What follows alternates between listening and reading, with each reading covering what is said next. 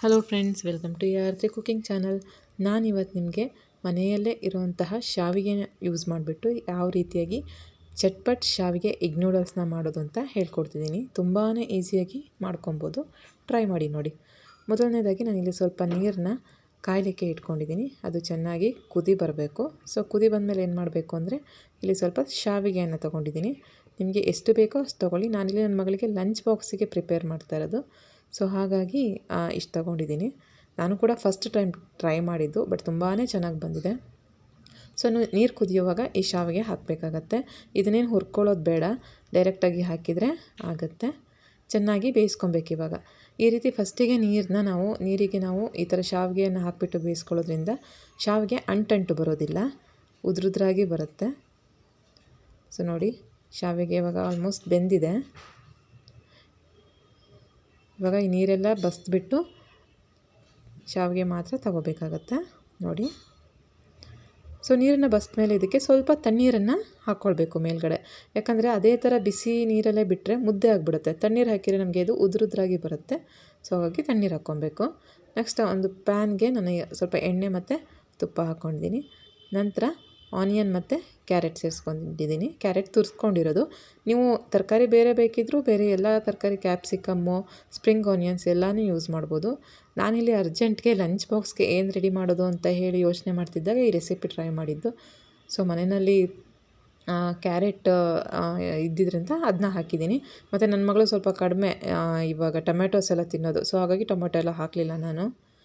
ನಂತರ ಸ್ವಲ್ಪ ಗಾರ್ಲಿಕ್ಕನ್ನು ಕಟ್ ಮಾಡಿದ್ದೀನಿ, ಚಿಕ್ಕದಾಗಿ ಕಟ್ ಮಾಡಿ ಅದಕ್ಕೆ ಹಾಕ್ತಾಯಿದ್ದೀನಿ, ಫ್ಲೇವರ್ಗೆ ಟೇಸ್ಟ್ ಚೆನ್ನಾಗಿ ಬರುತ್ತೆ ಅಂತ ಹೇಳಿ. ಸೊ ಮಕ್ಕಳು ಕೆಲವೊಬ್ಬರು ಇವಾಗ ಟೊಮ್ಯಾಟೊ ಎಲ್ಲ ಸಿಕ್ಬಿಟ್ರೆ ತಿನ್ನೋದೇ ಇಲ್ಲ. ಸೊ ಹಾಗಾಗಿ ನಾನಿಲ್ಲಿ ಸ್ವಲ್ಪ ಆನಿಯನ್ ಚಿಕ್ಕದಾಗಿ ಕಟ್ ಮಾಡಿಕೊಂಡು ಮತ್ತು ಕ್ಯಾರೆಟ್ನ ತುರಿದು ಹಾಕ್ಕೊಂಡಿದ್ದೀನಿ. ವೆಜಿಟೇಬಲ್ಸ್ ಎಲ್ಲ ಇಷ್ಟಪಡ್ತಾಳೆ, ಬಟ್ ಅರ್ಜೆಂಟಿಗೆ ಮಾಡಿದ್ರಿಂದಾಗಿ ವೆಜಿಟೇಬಲ್ಸ್ ಅವೈಲೇಬಲ್ ಇರಲಿಲ್ಲ. ಸೊ ಹಾಗಾಗಿ ಇದರಲ್ಲೇ ಮಾಡ್ತಾಯಿರೋದು. ನೀವು ಎಲ್ಲ ಆ್ಯಡ್ ಮಾಡ್ಕೊಬೋದು. ನಂತರ ಇದಕ್ಕೆ ಸ್ವಲ್ಪ ಅರಿಶಿಣದ ಪುಡಿ, ಖಾರದ ಪುಡಿ, ಧನಿಯಾ ಪುಡಿ ಮತ್ತು ಚೂರು ಗರಂ ಮಸಾಲವನ್ನು ಆ್ಯಡ್ ಮಾಡ್ಕೊತಾ ಇದ್ದೀನಿ. ಮೀಡಿಯಮ್ ಫ್ಲೇಮಲ್ಲಿ ಏನು ಬೇಡ, ಸ್ವಲ್ಪ ಹೈ ಫ್ಲೇಮಲ್ಲಿ ಇಟ್ಕೊಂಡೆ ಇದನ್ನ ಫ್ರೈ ಮಾಡಿ. ಸೊ ನೀಟಾಗಿ ಫ್ರೈ ಮಾಡ್ಕೊಬೇಕು. ಅದು ಗಮ್ಮ ಸ್ಮೆಲ್ ಗೊತ್ತಾಗುತ್ತೆ ಬರೋದು ಫ್ರೈ ಮಾಡುವಾಗ. ಸೊ ಅಷ್ಟು ಫ್ರೈ ಮಾಡ್ಕೊಬೇಕು. ನಂತರ ಸ್ವಲ್ಪ ಸೋಯಾ ಸಾಸ್ನ ಆ್ಯಡ್ ಮಾಡ್ಕೊತಿದ್ದೀನಿ. ಇದನ್ನು ಸ್ಕಿಪ್ ಮಾಡ್ಕೊಬೋದು. ನಮ್ಮ ಹತ್ರ ಸೋಯಾ ಸಾಸ್ ಇಲ್ಲ ಅಂತಂದರೆ ಹುಳಿಗೆ ಸ್ವಲ್ಪ ಈ ಹುಣಸೆ ಹಣ್ಣಿನ ರಸ ಅಥವಾ ಲೆಮನ್ ಕೂಡ ನೀವು ಆ್ಯಡ್ ಮಾಡ್ಕೊಬೋದು. ಇದು ಸ್ವಲ್ಪ ಸೋಯಾ ಸಾಸ್ ಮಕ್ಕಳು ಇಷ್ಟಪಡ್ತಾರೆ, ಸ್ವೀಟ್ನೆಸ್ ಕೂಡ ಬರುತ್ತಲ್ಲ, ಹಾಗಾಗಿ ಹಾಕ್ಕೊಂಡಿದ್ದೀನಿ. ನಂತರ ಇಲ್ಲಿ ನಾನು ಒಂದು ಎಗ್ನ ಹಾಕ್ಕೊಳ್ತಾ ಇದ್ದೀನಿ. ಸೊ ಒಂದು ಎಗ್ ಹಾಕ್ಕೊಂಡು ನೀಟಾಗಿ ಅದನ್ನ ಕೂಡ ಮಿಕ್ಸ್ ಮಾಡ್ಕೊತಾ ಇದ್ದೀನಿ. ಬೇಯಿಸ್ಕೊಬೇಕಾಗತ್ತೆ. ಅದು ಹಸಿ ಇದ್ದರೆ ಕೆಲವೊಂದು ಮಕ್ಕಳು ಇಷ್ಟಪಡಲ್ಲ. ಸೊ ಹಾಗಾಗಿ ಇವಾಗ ಸ್ವಲ್ಪ ಸ್ಟವ್ನ ಚಿಕ್ಕದಾಗಿ ಇಟ್ಕೊಂಡು ನೀಟಾಗಿ ಫ್ರೈ ಮಾಡ್ಕೊಳ್ಳಿ. ಚಟ್ಪಟ್ ಅಂತ ತಕ್ಷಣ ಮಾಡಿಬಿಡ್ಬೋದು. ಇದು ತುಂಬ ಟೈಮ್ ಕೂಡ ತಗೊಳ್ಳೋದಿಲ್ಲ. ಶಾವಿಗೆ ಆಲ್ಮೋಸ್ಟ್ ಎಲ್ಲರ ಮನೇಲೂ ಇಟ್ಕೊಂಡೇ ಇರ್ತೀವಿ. ನೂಡಲ್ಸ್ ಎಲ್ಲಾದರೆ ಹೆಲ್ತ್ಗೆ ಒಳ್ಳೆಯದಲ್ಲ ಅದು ಇದು ಅಂತ ಹೇಳಿ ಸ್ವಲ್ಪ ಕಡಿಮೆ ಯೂಸ್ ಮಾಡೋದು.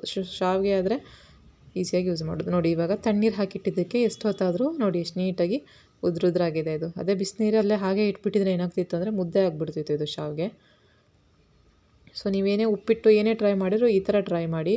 ನೀಟಾಗಿ ಅದು ಶಾವಿಗೆ ಉದ್ರಾಗಿ ಬರುತ್ತೆ. ನಂತರದಲ್ಲಿ ಇದನ್ನು ಪ್ಯಾನ್ಗೆ ಶಾವಿಗೆ ಹಾಕ್ಕೊಂಡು ಮಿಕ್ಸ್ ಮಾಡ್ಕೊತಾ ಇದ್ದೀನಿ. ಹೈ ಫ್ಲೇಮಲ್ಲಿ ಇಟ್ಕೊಂಡು ನೀಟಾಗಿ ಮಿಕ್ಸ್ ಮಾಡ್ಕೊತಾ ಇದ್ದೀನಿ. ಸೊ ಇದಕ್ಕೆ ವೆಜಿಟೇಬಲ್ಸ್ ಎಲ್ಲ ಹಾಕಿ ಟ್ರೈ ಮಾಡಿ ನೋಡಿ, ತುಂಬಾ ಚೆನ್ನಾಗಿ ಬರುತ್ತೆ ಟೇಸ್ಟ್ ಇನ್ನೂ ಅಂತ ಅಂದ್ಕೊತೀನಿ. ಇದೇನೇ ಸಿಕ್ಕಾಪಟ್ಟೆ ಟೇಸ್ಟಿಯಾಗಿತ್ತು. ನನ್ನ ಮಗಳಿಗೆ ಅಂತ ಮಾಡಿ ಹೆಚ್ಚು ಕಡಿಮೆ ನಮ್ಮ ಮನೆಯವರು ನಾನು ಎಲ್ಲನೇ ತಿಂದು ಖಾಲಿ ಮಾಡಿಬಿಟ್ವಿ ಲಂಚ್ ಬಾಕ್ಸಿಗೆ ಹಾಕಿ ಉಳಿದಿದ್ನೆಲ್ಲ. ಸೊ ನೆಕ್ಸ್ಟು ನನ್ನ ಹಸ್ಬೆಂಡ್ ಕೂಡ ಹೇಳ್ತಾಯಿದ್ರು ಟ್ರೈ ಮಾಡು ಇದನ್ನೇ ಬ್ರೇಕ್ಫಾಸ್ಟ್ಗೆ ಅಂತ ಹೇಳಿ. ನೋಡಿ ಎಷ್ಟು ನೀಟಾಗಿ ಕಾಣ್ತಾ ಇದೆ. ಟ್ರೈ ಮಾಡಿ ನೋಡಿ ಹೇಗಿತ್ತು ಅಂತೇಳಿ. ನನ್ನ ಚಾನಲ್ ಸಬ್ಸ್ಕ್ರೈಬ್ ಮಾಡಿ. Thank you.